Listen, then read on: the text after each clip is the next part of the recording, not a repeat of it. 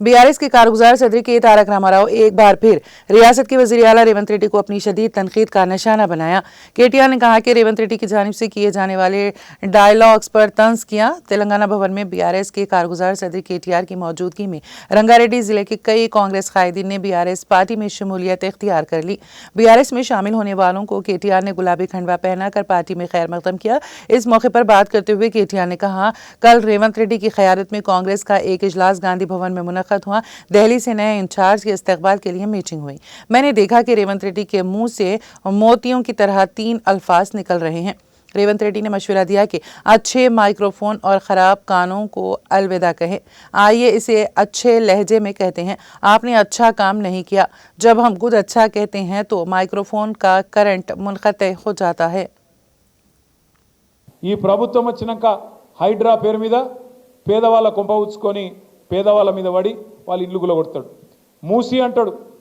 మూసి మీకు పాలమూరు రంగారెడ్డి ఎత్తిపోతల పథకం ద్వారా మన చేవెళ్లకు, మన శంకరపల్లికి, అదేవిధంగా మన ఉమ్మడి రంగారెడ్డి జిల్లాకు నీళ్లు తెచ్చేందుకు కేసీఆర్ గారి నాయకత్వంలో ఆనాడు మనం పనిచేస్తుంటే ఇదే కాంగ్రెస్ వాళ్ళు కేసులేసి ఆపిలు. ఇదే కాంగ్రెస్ వాళ్ళు ఆనాడు ఎక్కడోళ్ళు అక్కడ కోట్లకు పోయి ఇది చక్కగా లేదు, అది చక్కగా లేదు, ఇది వంకర్ ఉంది, అది టింకర్ ఉందని చెప్పి కోట్లకు పోయి ఆపే ప్రయత్నం చేసింది. అయినా 90% పనులు పూర్తి చేసినాం.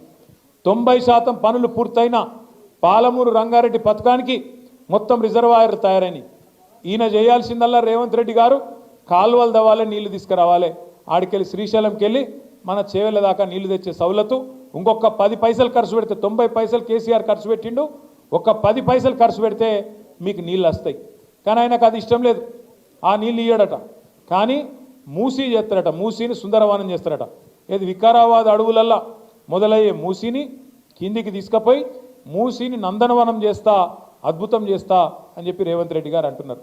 నేను అడుగుతా ఉన్నా, మూసీతోని పారే ఎకరాలెన్ని, మూసీతోని సాగయ్యే ఎకరాలెన్ని, దాంతో బాగయ్యే రైతులు ఎంతమంది, మూసీ వల్ల సృష్టించే సంపద ఎంత, దీనివల్ల ఏం జరుగుతుంది, ఈ రాష్ట్రానికి, ఈ నగరానికి లాభం ఏంది అంటే సమాధానం చెప్పడు.